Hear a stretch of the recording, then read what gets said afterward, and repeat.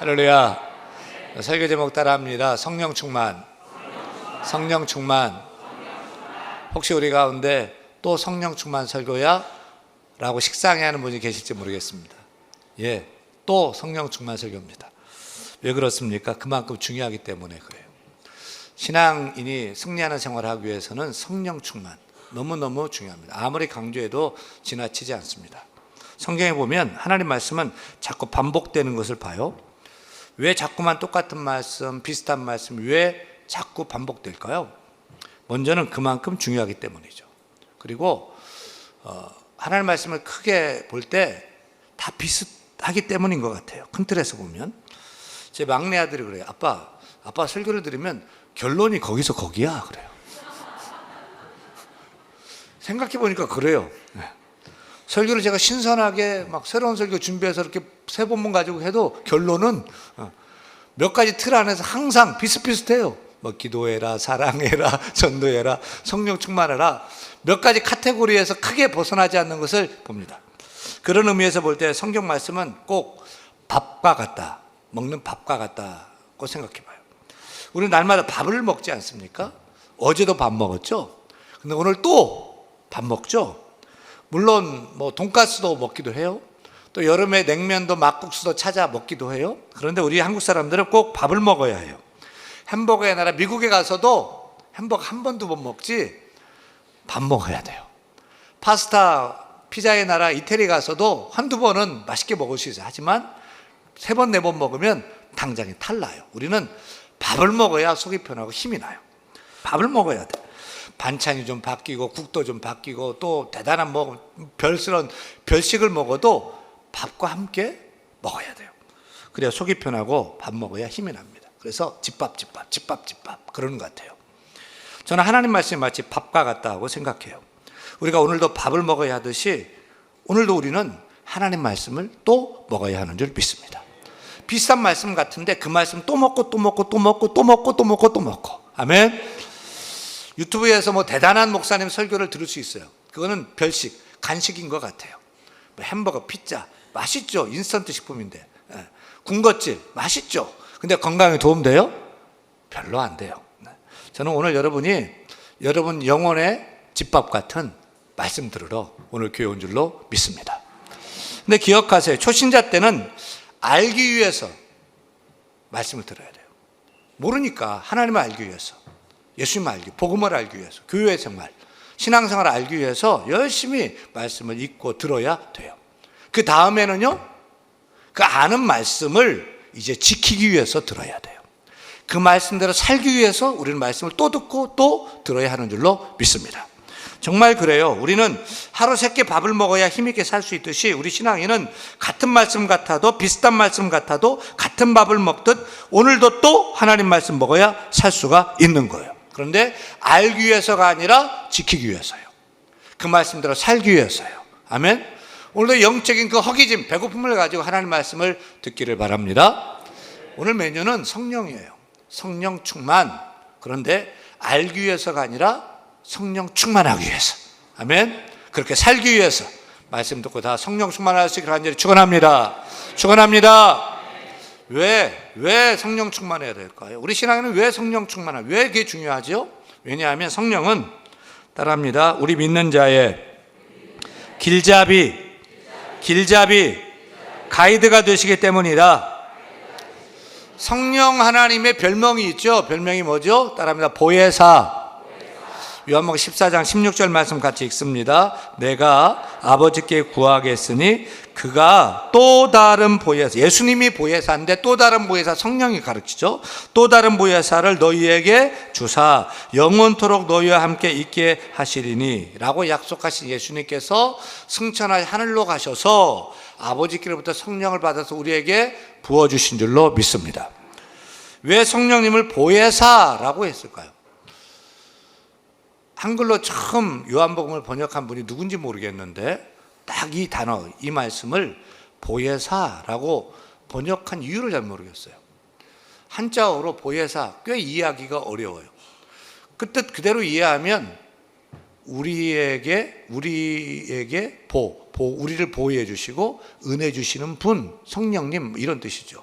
그런데 보혜사를 헬라어로 보면 파라클레이토스라는 뜻인데, 파라는 곁에 이런 뜻이에요. alongside with죠. 옆에, 함께. 그리고 클레이토스는 부르다라는 클레오에서 온 파생 동사, 명사거든요. 그래서 파라클레이토스는 헬라 원뜻으로 보면 따라합니다. 하나님께 부르심을 받아 곁에 계신 분. 성령님이 누구 곁에 계셔요? 예수 믿는 저와 여러분, 우리 곁에 계신다는 거죠. 우리 곁에서 떠나지 않고요, 언제나 항상 함께 하시고요, 늘 함께 하시고요, 그것도 밤이나 낮이나 함께 하시고요, 어디를 가든지 무엇을 할지라도 항상 세상 끝날까지 내 곁에서 떠나지 않고 영원토록 함께 하시며 도우시는 분이 있다. 그분이 누구다? 보혜사 성령 하나님이시다. 따라서 영이신 성령 하나님은 보이지 않는데 바로 내 곁에 함께 하신다는 거죠. 우리를 지켜주시고 보호하시는 보디가드가 되시고 우리를 도와주시는 헬퍼가 되셔요. 근데 성경에 보면 성령이 하시는 그 가장 중요한 사역 중에 하나가 또 뭐냐면, 우리의 길을 인도하시는, 하나님이 원하시는 대로 인도하시는 길잡이가 된다는 거예요. 그래서 사도 바울은 우리에게 입만 열면 성령의 인도함을 받으라, 성령을 따라 살라, 성령을 따라 행하라. 갈라디아서 5장 16절 말씀 같이 읽습니다. 너희는 성령을 따라 행하라. 5장 18절 읽습니다. 너희가 만일 성령이 인도하시는 바가 되면 율법 아래 있지 아니하리니. 요한복음 16장 13절도 읽습니다. 진리의 성령이 오시면 그가 너희를 모든 진리 가운데로 인도하시리니. 따라합니다. 성령은 인도의 영, 우리의 길잡이 성령님이에요. 요즘 말로 성령은 우리 인생의 내비게이션 같은 역할을 하는 분이라고 생각하면 될 것 같아요. 여러분은 낯선 길, 모르는 길을 갈 때 길을 척척 찾아가는 그런 인간 내비게이션입니까? 아니면 헤매는 길치입니까? 사실 저는 방향 감각이 잘 없어요. 그래서 아는 길은 잘 찾아가지만 낯선 곳에 가면 헤맬 때가 많아요. 하지만 운전할 때 처음 가는 길, 모르는 길을 가도 이제는 걱정하지 않아요. 왜냐하면 제 차에, 제 핸드폰에 내비게이션이 있어요. 내비게이션이 가르쳐주는 대로 가면 딱 도착할 수가 있어요. 엊그제 금요일에 전국경찰 선교 연합수련회가 있어서 그 원주 치악산 명성수련관에서 열렸어요. 원주 치악산 밑자까지 가지만 어떻게 찾아가나 걱정 1도 안 했어요. 왜냐하면 내비게이션에 치악산 명성수련관 딱 치니까 가장 빠른 길, 또 도착 시간도 가르쳐주고요, 중간중간 휴게소도 가르쳐주고요, 또 속도 위반 카메라가 어디 있는지까지 잘 가르쳐줘가지고 잘 다녀왔어요. 그리고 요즘 남자들은 마누라 말, 그리고 내비 김양 말만 잘 들으면 성공한다, 이래요. 근데 결정적일 때 내비 김양도 골탕을 먹일 때가 있어요. 지름길이 있는데도 이게 막 이상한 길로 또 데려가기도 하고요, 또 엉뚱한 데서 딱 서가지고 목적지에 도착했습니다, 안내 종료합니다, 탁 꺼져요. 정말 모르는데, 낯선 곳인데, 그거 아닌데 큰 낭패를 당할 때도 있어요. 마누라 말도 항상 맞는 게 아니에요. 대부분은 맞아요. 그거 인정해요. 근데 어떤 때는 전혀 안 맞는 말을 자꾸 해요. 또 여자들은 말을 할 때 빙빙 돌려서 얘기를 해. 그래가지고 못 알아들으면 얼굴색이 변해. 피곤해 아주. 결정적인 것은 여자들은 당장 눈앞만 생각을 합니다. 멀리 생각 못해요. 그래서 남편, 자녀의 앞길을 막을 때도 있어요.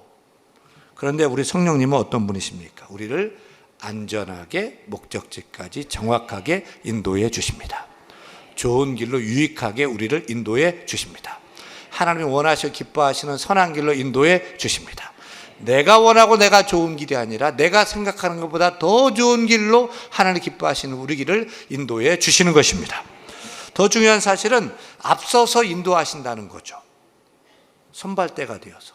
우리는 앞을 잘 모르는데, 미래를 모르는데 미리 앞서 가셔서 우리 길을 선하게 인도해 주시는 분, 보혜사 성령, 우리의 길잡이 되시는 줄 믿으시기를 축원합니다.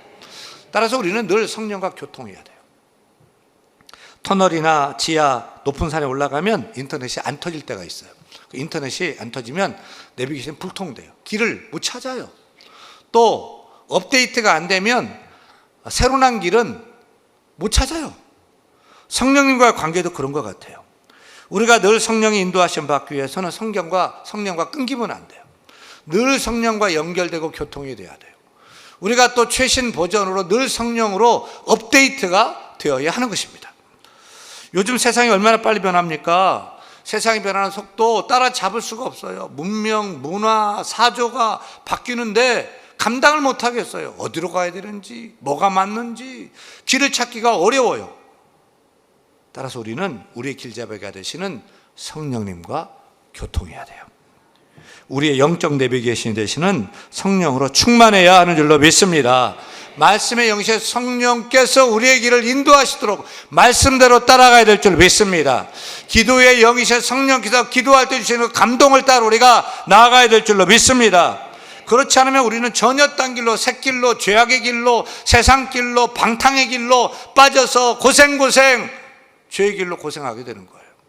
사랑하는 여러분, 내 인생, 우리 인생이 어떻게 펼쳐질지 몰라서 불안하십니까? 불안해하지 마세요.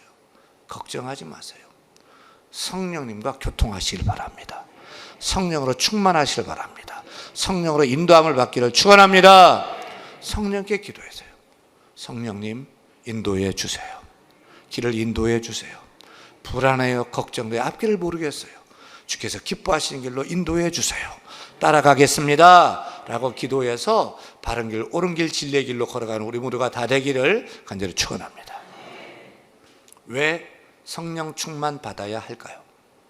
왜냐하면 성령께서는 따라합니다. 힘과 능력을 공급해 주시기 때문이다. 여러분, 우리는 사랑하고 싶어요. 하지만 사랑도 사랑할 힘이 있어야 사랑할 수 있잖아요. 용서도 용서해야 된다는 거 알아요. 근데 용서할 힘이, 능력이 없으면 용서가 안 돼요. 전도도 그래요. 전도해야 되는지 알지만 전도의 능력이 없으면 전도를 못 해요. 영적인 일만 그런 게 아니야. 거친 세상, 죄악된 세상 살 때, 원수 마귀가 판치는 세상 살아가는데 거기서 내가 정직하게 살고 거짓말하지 않고 진실되게 살고 말씀대로 기쁘고 즐거워하며 사는데 능력이 필요한 거예요. 그런데 우리에게 그 힘과 능력을 주시는 분이 있다. 누구죠? 성령 하나님이십니다. 우리가 성경 읽다 보면 성령의 능력을 표현할 때에 권능이라는 표현을 써요. 권능은 권세와 능력을 말하는데 헬라어로 보니까 두나미스예요. 두나미스에서 나온 말이 다이너마이트. 여성분들 다이너마이트 아시죠? 이만한 다이너마이트인데 아무것도 아닌 것 같은데 불이 붙으면, 터지면 엄청난 파괴력이 있고 위력이 있는 것을 봐요. 사람이 만든 그 다이너마이트도 힘과 위력이 있는데 하나님의 영, 성령의 그 권능, 두나미스, 다이너마이트가 역사하면 놀라운 능력으로 변화되는 것입니다. 그래서 사도행 1장 8절 보면 같이 읽어요. 오직 성령이 너에게 임하시면 너희가 권능을 받고 어떻게 되죠? 예루살렘과 온 유다와 사마리아와 땅끝까지 이르러 내 증인이 되리라. 약하고 부족하고 힘없고 돈도 없고 넘어지고 너무 연약한데 성령 받으면 권능이 임하여서 세상을 뒤집는 할렐루야 월드 크리스찬이 된다는 거죠. 성령님은 두나미스, 다이너마이트예요. 그래서 성경에 나오는 인물들을 보면 우리와 같아. 연약하고 부족하고 실수하고 죄짓고. 근데 그에게 성령이 임하니까, 성령 충만하니까 놀라운 능력의 사람으로 살지 않습니까? 성령 충만이 능력 있는 삶과 어떤 관계가 있느냐? 예수님의 제자들의 행적을 잠시 쫓아가 봅시다. 예수님을 쫓던, 예수님 만난 제자들 축복이죠. 십자가 사건 앞에서 다 무너져요. 두려워 떨고 다 도망가 버려요. 배신해요. 꽁꽁 숨어요. 근데 부활하신 예수님, 죽음에서 부활하신 예수님이 그들 찾아가요. 만나주셔요. 벌쩍벌쩍 뛰어요. 죽은 예수님인 줄 알았는데 사신 거예요. 기뻐해요. 그 다음 어떻게 되죠? 거리에 뛰쳐나가서 예수님이 사셨어요. 담대하게 외치던가요? 아니요. 그들은 기뻐 즐거워했는데 거기까지예요. 다 생업으로 돌아가 버렸어요. 집을 찾아, 가족을 찾아 돌아갔어요. 베드로도 고기 잡으러 갈릴리로 갔어요. 보세요. 거기까지였다는 거예요. 부활하신 예수님 만났어요. 아, 이분이 정말 하나님의 아들이다 생각했지만 정말 실체로 확인했어요. 아, 이분이 메시아다 알았지만 정말 확인할 수 있었어요. 근데 거기까지였어요. 십자가 예수 만나고 부활의 예수 만났어도 메시아인지 알아도 거기까지였어요. 변화, 능력 있는 삶을 살지 못했어요. 그런데 예수께서 40일 동안 제자들과 함께 계시다가 하늘로 승천하시면서 예루살렘을 떠나지 말고 내 아버지께서 약속하신 것을 기다리라. 요한은 물로 세례를 베풀었으나 너희는 몇 날이 못 되어서 성령으로 세례를 받으리라. 그 말씀 붙들고 약속하신 것 기다리면서 뭐 했죠? 기도해요. 오로지 기도했다. 마가다락방 사건이죠. 그래서 그때 기도했을 때 약속하신 성령이 불같이 임하고 바람같이 임한 줄로 믿습니다. 그 다음이 중요해요. 그 다음에 어떻게 됐죠? 성령 충만하고 성령이 강림하자 꽁꽁 숨어있던 두려워 떨던 제자들이 거리로 뛰쳐나가요. 더 이상 두려워 숨지 않아요. 거리로 나가서 부활의 예수를 담대하게 증거해요. 이를 본 대제사장들, 종교 지도자들이 아, 저것들은 배우지 못한 무학자인 줄 알았는데 막 설교를 하는데, 말을 하는데 권세가 있어, 능력이 있어. 구약 성경을 막 인용하는데 탁탁 막 꿰는데 감당을 못하겠어. 종교 지도자들이 당황하면서 사도들을 붙잡아서 감옥에 집어넣고 위협, 협박합니다. 도무지 예수 이름으로 말하지도 말고 가르치지도 말라. 그때 베드로와 요한 사도가 서슬퍼런 종교 지도자들이 뭐라 하지요? 하나님 앞에서 너희 말 듣는 것이 하나님 말씀을 듣는 것보다 옳은가 너희가 판단해봐라.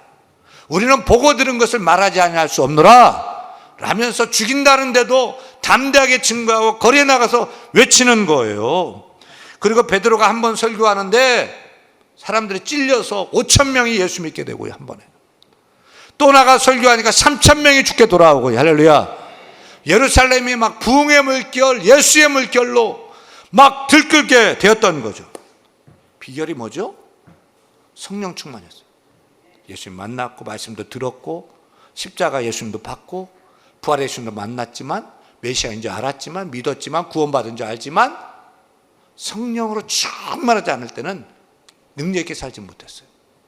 근데 성령 충만함 받고 성령 역사이자 그들이 놀랍게 변화돼요. 그런 삶을 살지 않습니까? 따라서 우리에게도 성령 충만이 필요한 줄로 믿습니다. 우리가 예수 믿고 신앙생활 오래 하고 뭐 장로, 집사, 목사 다 돼요. 성령 충만 없으면 능력 있는 삶을 살 수 없어요. 이 세상 살면서 고개 숙이는 힘없는 삶을 살 수밖에 없는 것입니다. 우리 교회가 파송한 터키 선교사, 지금은 튀르기예라고 하는 터키에 파송한 김마태 선교사님, 김주찬 선교사 본명이죠. 80년도에 파송하셔서 40년이 넘었어요.